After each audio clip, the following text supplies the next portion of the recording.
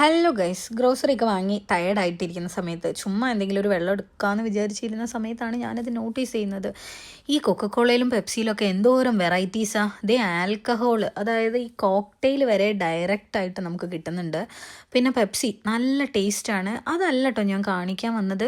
ഇത് നോക്കിക്കേ, ഇതിനകത്ത് ഒന്നും ആഡ് ഓൺ ആയിട്ടില്ല. അതായത് ഫാറ്റ്, കാലറി കുറവാണ്, പിന്നെ ഷുഗർ ഇല്ല, സോൾട്ട് ഇല്ല, ഒന്നുമില്ല. നമുക്ക് ധൈര്യമായിട്ട് കുടിക്കാൻ പറ്റും. പക്ഷെ നേരെ മറിച്ച് നമ്മളെ നാട്ടിലുള്ള ഒരു പെപ്സി എടുത്തിട്ട് അതിൻ്റെ ഇതേപോലെ ഈ ഡിസ്ക്രിപ്ഷനൊക്കെ ഒന്ന് ചെക്ക് ചെയ്ത് നോക്കിയിട്ടുണ്ടെങ്കിൽ എന്തോരം മായങ്ങളാണ് അതിനകത്ത് ചേർക്കുന്നത്. അപ്പോൾ ഈ കമ്പനികളൊക്കെ നമ്മളോട് ചെയ്യുന്നത് എന്തൊരു പാർഷ്യാലിറ്റി ആണല്ലേ.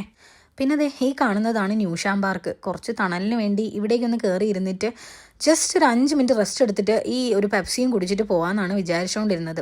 പക്ഷെ നല്ല വെയിലായിരുന്നു. അപ്പോൾ ഞാൻ ഈ തണലത്തോടെ ഇങ്ങനെ നടക്കുകയാണ്. ഭയങ്കര ഒരു നൊസ്റ്റാൾജിയ. കാരണം ഞാൻ വന്ന സമയത്ത് ഇതിനെ തൊട്ടടുത്തായിരുന്നു എൻ്റെ വീട്. അപ്പോൾ ഞാൻ ഇടയ്ക്ക് ഇവിടെ വരാറുണ്ടായിരുന്നു. പിന്നെ ഇവിടുന്ന് മാറിക്കഴിഞ്ഞതിന് ശേഷം ഇങ്ങോട്ട് വരലൊക്കെ കുറവായി. അങ്ങനെ ഇതിലൂടെ ഇങ്ങനെ ഇങ്ങനെ എന്താ പറയുക, നല്ല ചൂടാണെന്നുണ്ടെങ്കിലും കാറ്റിന് ചെറിയൊരു നേരിയ തണുപ്പുണ്ടാവും. പിന്നെ ഇതേപോലെ നല്ല ഒരു അറ്റ്മോസ്ഫിയറാണ്, ഒത്തിരി മരങ്ങളൊക്കെ ആയിട്ട്. അപ്പോൾ അതിലൂടെ ഇങ്ങനെ കുറച്ച് നടക്കാമെന്ന് വിചാരിച്ചു. കാരണം മുന്നോട്ട് പോയിട്ടുണ്ടെങ്കിൽ സൈഡിൽ ജസ്റ്റ് ഒരു കുളം പോലെ, അത് പുഴയല്ലാന്ന് തോന്നുന്നു, എന്താണെന്ന് എനിക്ക് ശരിക്കും മനസ്സിലായിട്ടില്ല.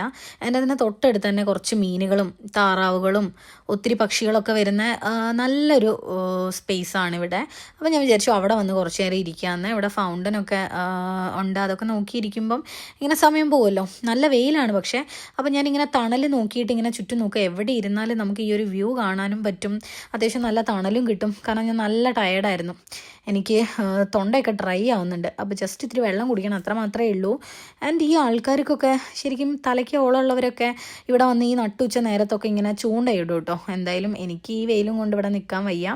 അപ്പം ഞാൻ നല്ല തണൽ നോക്കിയിട്ടാണ് നിൽക്കുന്നത്. ഇവിടെ നോക്കിയാൽ മനസ്സിലായി ഇവർക്കൊന്നും വെയിലൊന്നൊരു വിഷയമല്ല. ഈ സമയത്തൊക്കെയാണ് ചൂണ്ടയിടാൻ വരുന്നത്. നമ്മളൊക്കെ ആണെങ്കിൽ വെയിലൊക്കെ താന്ന് വൈകുന്നേരമല്ലേ വരുള്ളൂ.